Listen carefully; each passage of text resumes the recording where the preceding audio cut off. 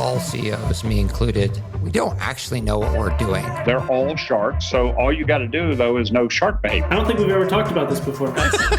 We can capture all of the wallet share. First place you start is with the product. That's just the first nut.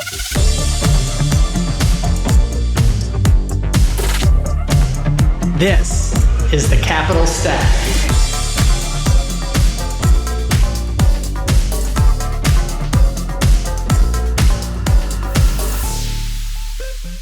Hey everybody, this is David Paul, the host of the Capital Stack podcast, where we talk to founders, operators, and investors about all things value creation in startups.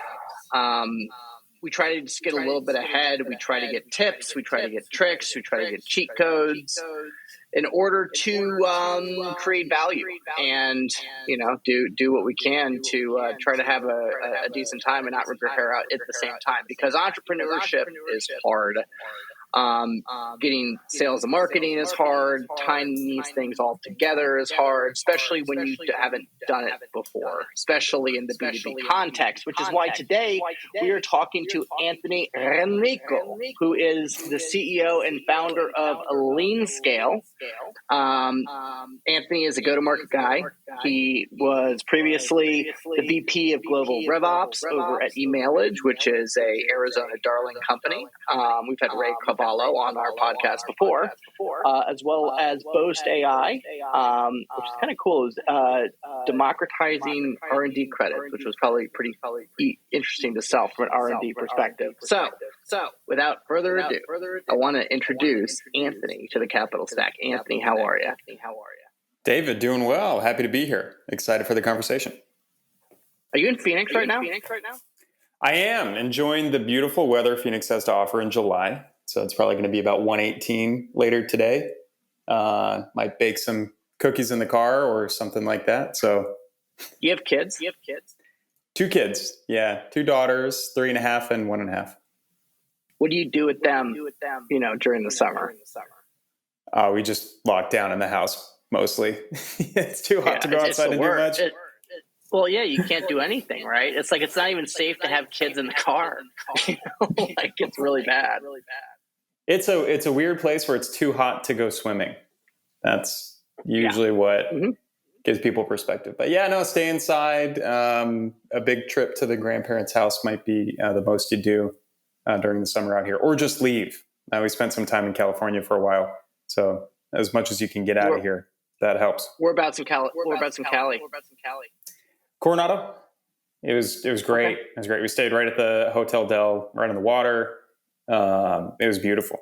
So enjoyed it. And then it was a little tough to come back home to the desert. Yeah, I'm in Carlsbad. You should have looked me up. We could have, grabbed coffee. Nice. That's what we did last summer. Love it. Great town. Nice. So you did things a little bit backwards. A lot of people who are within some construct of service agencies try to build products, and you work for product companies, and now you decided to found a service or a tech-enabled service company. So tell me a little bit about yourself, the thinking around that, and the birth of LeanScale. Yeah, that's a good question. Well, I didn't choose LeanScale. LeanScale chose me, and that's how it got started. It wasn't really a big aha moment or one big time where it's like, I got to go bring this to the world. It really happened organically over time. So you mentioned some of the places I was working at before starting LeanScale. So Emailage, and then Emailage got acquired by a company called LexisNexis. And during that time, I worked on a lot of RevOps initiatives, integrating the company, managing some RevOps teams at Lexis, and then did another startup at Boast AI, which was really cool because they are really tapped into the startup ecosystem, because they're looking for any early stage companies that qualify for R&D tax credits. So I got even more exposure to tons of companies and seeing what they're building, what they're doing, how they're scaling, go to market, as well as working within Boast. And during that time, I learned a lot at Emailage, and after that acquisition, you had about 200 people land at hundreds of different startups. And I kept getting a lot of calls saying, hey, we need to set up RevOps here. We're going to get Salesforce. What tools do you recommend? We have our first board meeting. Can you remind me what type of reporting you put together for us at Emailage? And I also had a lot of calls to say, hey, can you come here and do RevOps for us? And myself and my partner, his name's Enrico Sakai, he's based in Brazil. We were like, why don't we just start taking a few of these on the side as consulting engagements and see how it goes, help some friends out. And then in a real short time, it ended up being a pretty big thing. We had people reaching out, hey, can we come work with you on it? And we realized it was a interesting problem to solve because all of these early stage companies really need RevOps. And as they grow, they need RevOps even more. But it's very expensive to bring in-house teams to do it. So we combine technical expertise with the consulting expertise to provide a full RevOps service for our customers. And it's been scaling pretty well since we started it.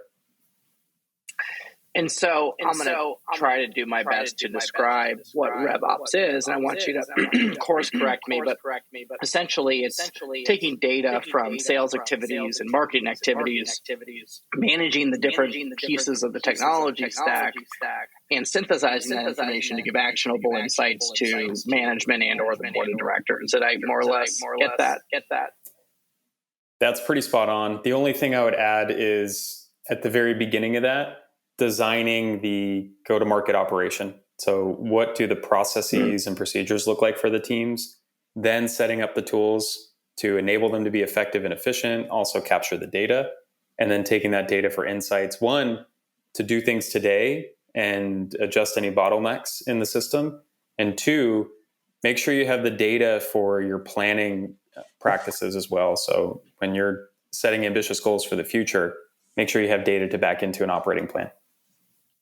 And so setting operating plans, this is really interesting because I feel like on the early stage, you kind of hit this gray area between, this spectrum of product market fit and go to market fit and what kind of works. So how do you think about when the opportune time is to, I guess the time is always is to start tracking data, but to get really formal with that, because sometimes knowing what the what is, what the offer is, what the price point is, how you bundle this package together is. How do you think about implementing RevOps when that necessarily hasn't really been flushed out? Yeah, to use a analogy, when you start a company, and we did this when we started LeanScale, and I'm happy we did, you likely want to get your accounting processes in order. So you can wait if you want, but it's going to get a little bit more difficult to do later on. But you want to at least make sure you have the foundation for your accounting and finance function of the business, even before you make your first sale. Are you using a financial system? Are you cognizant of how you're going to recognize revenue? Those type of things. I would say the same for RevOps. It doesn't have to be super sophisticated. It could start in a spreadsheet, but track the first time you interacted with somebody. Track where you got introduced to them. Was it through your network? Did you go to an event? Start tracking how long it took to close that deal from when you got introduced to when it closed. And just start taking some data so at least you have a baseline when you move into something like a HubSpot or a Salesforce. You have some foundation of data and you're at least starting to use the muscle. Mm-hmm. And so when does something for you turn from being anecdata, which is, anecdotal plus, little light forms of data and actual real data? Like, what's the sample size need to look like? Well, it depends on what you're looking at. I would say the second you have more than one person doing sales, that's a good time to start standardizing your process and to start communicating at least with each other. So I don't think, most companies, and LeanScale started the same way. It's founder-led sales. You have everything in your head. You have an idea of what things look like. But the second you start delegating some of that responsibility to somebody else, you're going to need to be able to communicate that with each other. And I think I wouldn't call it anecdata at that point. I would say you're starting to build at least directional data. Mm-hmm. And where do you feel? What's the friction point, and what's the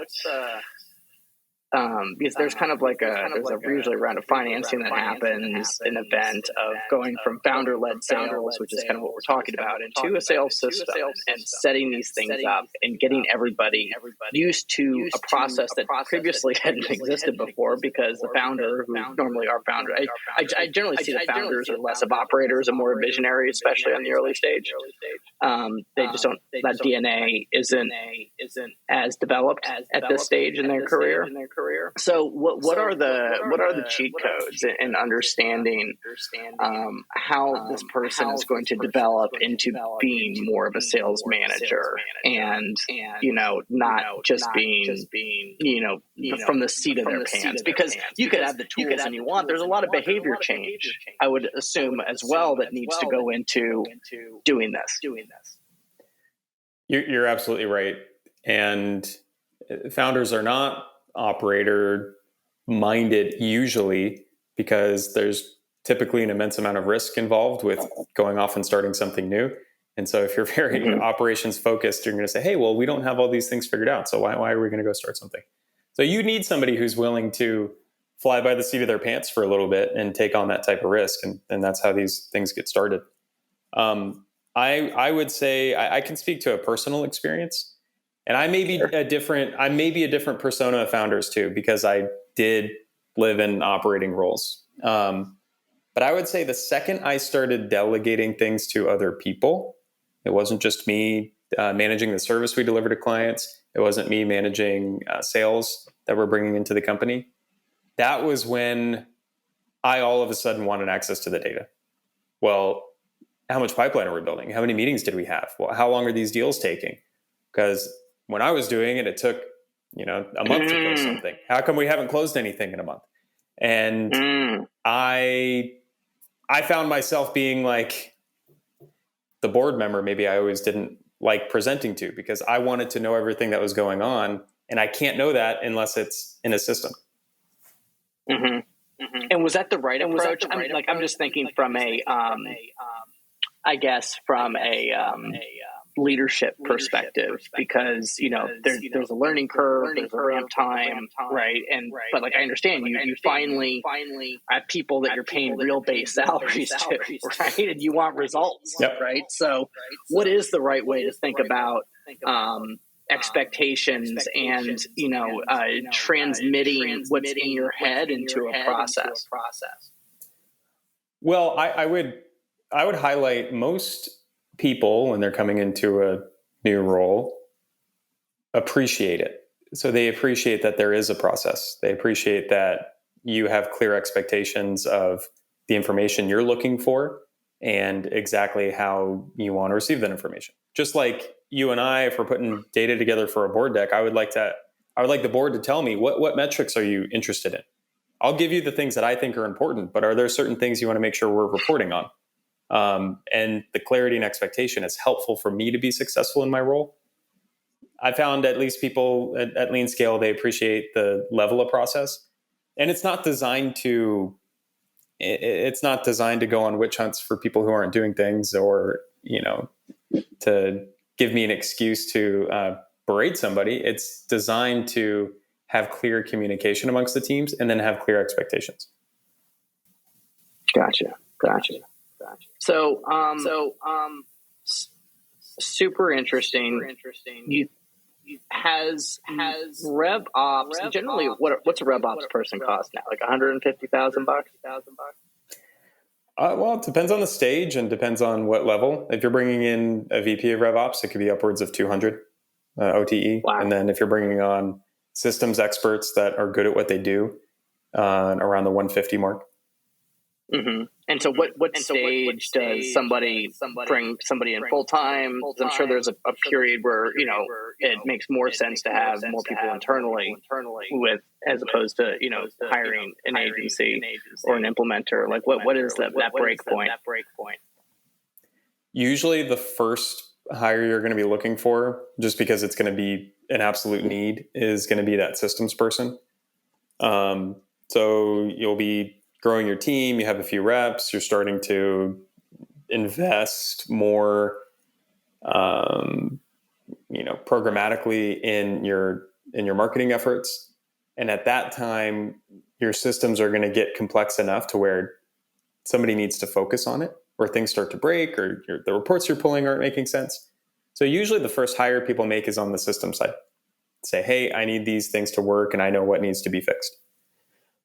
Then you keep going along, you keep scaling, and eventually you get to this point where you have this systems person who's amazing with the tools, can make anything you tell them happen, but they may not be a strategic mindset person and somebody who can design what it needs to be for the goals that you have as a business.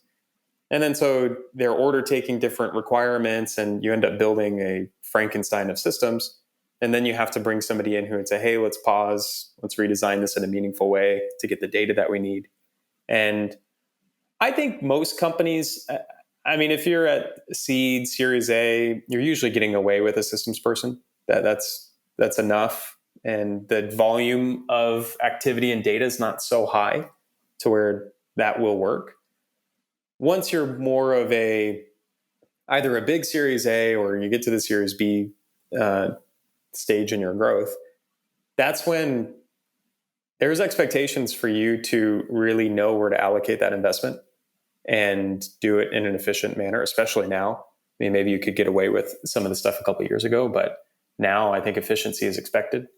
And that's when you need to be able to pull the right data and then build the right plan. And that's when you want somebody more strategic. So you'd be bowling in that VP level, that type of persona to come and lead the RevOps org. So where do you feel, if I was to give you opportunities to just put, one thing on a billboard or a saying or a sentence to shout from the rooftops at founders and, who have not yet, adopted RevOps as a discipline, like what's this recurring thing that you see happen that, you just want to kibosh and that, just seems so simple, but, it is constantly a recurring theme for you? Mind if I give two? Yeah, give two. One is start early. So I'll use the metaphor of your accounting and finance again. Like, you want to start this as early as possible. It doesn't have to be super sophisticated. You can start RevOps in Google Sheets if you want to, but start tracking data, start keeping a log of what your process is and getting an idea and a sense of what's working, what's not working. The second, it's never done. It's never done. It's always evolving. Your whole entire RevOps needs will continue to evolve as you grow, as you add new products, you add more reps, you add more regions. Everything is going to continue to change as external market conditions change. Things internally are going to change for you too. Bring on new partners, you name it. Every single month, there's going to be something new that you're going to need to measure or integrate or make sure is operating well. And it just never ends. So same with, you wouldn't say, hey, I spun up QuickBooks, so now my finance and accounting needs are over forever. It's the same thing. RevOps is continually evolving with your company. Got it. And so, knowing that the marketing tech space is pretty mature, right, or saturated, there's tons of solutions out there.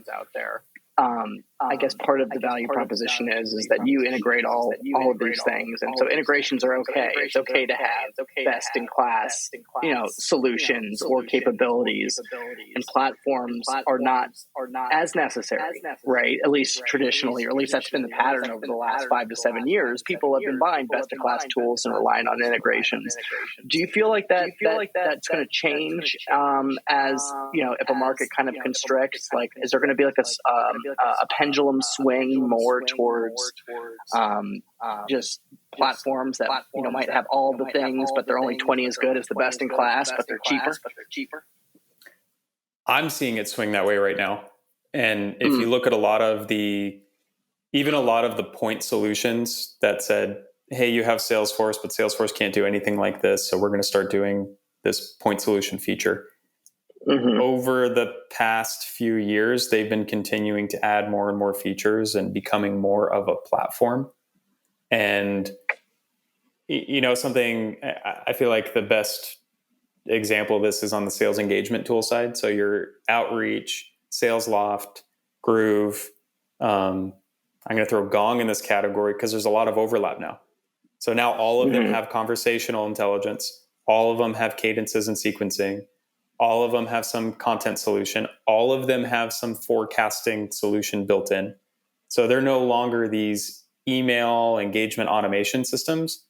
They're all competing against each other across a whole suite of features. And I think that's going to continue to happen, except in the AI category. I'm assuming we're going to have a few years of some really good solid point solutions revolved around AI. I think all of these companies are going to copy a few simple things like, hey, we'll write some emails for you or things like that. But I think there's going to be some real big contenders in the AI space that will go off and do their own thing. And on that front, that's where I think best in class will be more of the ethos for when you're investing in your marketing and sales tech stack. And what about just intentionality behind marketing? Because, I feel like everything needs to have a scale component because it's SaaS and everyone's got this ethos of speed. When does the inundation of emails and LinkedIn messages, when does that go away and stop working? Has it stopped working? When does more intentionally based, more targeted marketing kind of come in 2023? I think it's been trending this way for a while, but and I think this is what we're doing right now as a testament to this is a bigger investment in content. So bringing valuable content to an audience and community. So, at LeanScale, we're focused on RevOps professionals and people who work in B2B tech on the go-to-market side of the business. That's our audience. We cater to them, and we provide a lot of content and materials and things for that audience and that community. I think companies and it's harder, right? Because you put money behind an ad, you're going to know what your ROI is pretty quickly. You'll start to see what's the click-through rate and all of that. You'll see response rates on email campaigns. It's a little bit harder to have really solid concrete data on the organic side of the house. But I think that's the only thing that's going to work. I mean, how many cold emails do you respond to? Or how many cold LinkedIn outreaches do you respond to? Hardly any. Hardly any. And I think most people will get to that point if they're not there already. So it's, hey, give me something real that actually adds value to me and something I can use and build that type of trust and introduce me to another community of people that are going towards the same goals I'm going towards. So how do you like going from being an operator to being a founder? I've been enjoying it. I know there's probably a lot of war stories and horror stories for this particular path. I wish I had some I walked 20 miles uphill both ways stories, but it was actually just really enjoyable to create. And I don't know if people look at business this way as much, but it really is a creative outlet. You get to design and bring something to life. And it's a really enjoyable process. And you get to surround yourself with the type of people you want to be working with. You get to work with the clients that you want to work with. And then you get to fine tune your craft every single day. And it feels like every day you have an impact. And you own the direction. So if anything's not going well, you can really only look in a mirror. But I've enjoyed it. It's been, I would say some of the most surprising things for me is it wasn't as scary as I thought it would be. It wasn't as hard as I thought it would be. And it was more fun than I thought it would be. And there's still only 24 hours in the day. So I still work just as hard as I worked before. Now it's just building something that I want to build. And so, as the work, I mean, you're working the same amount. Is the emotional tie harder being a founder, being that it's all on you? Like, how do you reconcile that? I mean, you have young kids. I mean, does your wife notice that it's a little different, right? You know, you don't have a paycheck that's necessarily going to come in every single month. How do you think about that? Well, full candor, we didn't really start it until when we were doing everything on the side and working full time. We were stowing away those acorns for another winter. So because I have two kids and because I wasn't, ready to just jump into something and not get a paycheck, I waited until it was profitable. And my co-founder and I were at a place where we felt comfortable moving into it full time. So we started slow. We didn't raise any money. We didn't do any fundraising or anything like that. So we just built it to be profitable, started slow, and then moved into it. But to the other part of your question, so that alleviated a little bit of that anxiety of, okay, let's do this when we know it's got some legs and it's running. But to the other part of your question, yes, the emotional tie is much more strong. And I think you'd be surprised any positive or negative feedback about your company, the service or the product. I mean, that is amplified 100-fold. And it's really tough to avoid it. I like to think of myself as a little bit stoic, but it's hard. It's hard when you hear something, when you hear negative feedback about something, it's because hey, it's a direct reflection on me. I didn't do something and I didn't make this cool enough, or I didn't make this valuable enough. So it's personal. Yeah, it's hard to wrestle with. It's personal. Yeah. They're not saying I don't like LeanScale. It feels like I don't like Anthony Enrico. And it's like, oh man, we better fix it. So there is a bigger, when we get, I'll call it constructive feedback. I mean, we're all over it. It's like, we better go fix this and make it right. How do you stay sharp and up to date on marketing tips, tricks, best practices, because it evolves so quickly? It really does. And I would say I've learned more about Revops in LeanScale than I ever knew, before. We have the benefit of having really, really good customers. They partner with us on initiatives. We do innovative projects with them. They push us by asking for what they want to see. And that gives us a lot of different perspectives and data points to see what's working and what's not working. So I'd say the first source of data we get is from our customer base and just the work we do every day. We learn quite a bit there. Outside of that, we have a lot of really good VC, PE partners who let us know what's going on in their portfolios. We partner really strong with technology companies. So all of the new startups we were talking about in the space, we partner with them, learn what they're doing, become experts on their solution, and then bring that to our customer base as well. And then just some industry events and, listening to content from people who are doing this work in the field. What's the single source of truth in RevOps? Is it, what are they called? CDPs, client, whatever, customer data platforms? For most, it's in the CRM. CRM. So if you're on, usually it's Salesforce or HubSpot, that's going to be the single source of truth. And there's a huge push to get as much data there as possible. So we're seeing a lot of customers putting revenue data in their CRM, putting product data in their CRM, and making that the source of truth for everything. Got it. Okay. Cool. What are you reading right now? That is a good question. Couple things. One, I'm doing this for an offsite that we have with our team. So we're big fans of the book Good to Great. So we're doing a little exercise on turning the flywheel. I really like it because I'm a big believer in, hey, do things really well, do them again, do them even better, and keep doing them.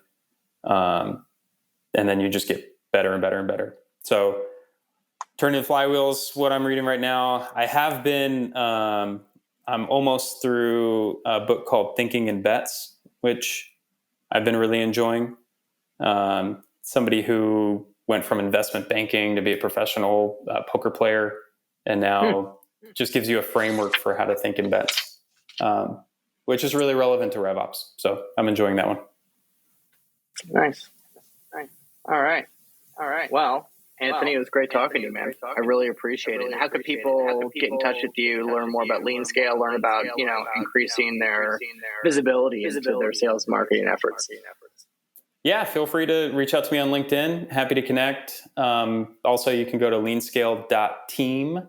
That's where you can find out more about what we do. And if you want to connect with an expert, we'd be happy to talk to you. Awesome. Thank you, everybody, for tuning in to the Capital Stack. We drop an episode every Tuesday. So if you like it, please subscribe, tell a friend. Really helps us out. And we will see you next week. Thank you. Bye-bye. Thank you for tuning in to the Capital Stack Podcast. Make sure to share this with someone you know that can benefit from this content. Remember to support this show by rating, reviewing, and subscribing. David Paul is the founder and general partner at DWP Capital. All opinions expressed by David and podcast guests are solely their own opinions and do not reflect the opinion of DWP Capital. This podcast is for informational purposes only and should not be relied upon for decisions. David and guests may maintain positions in the securities discussed on this podcast.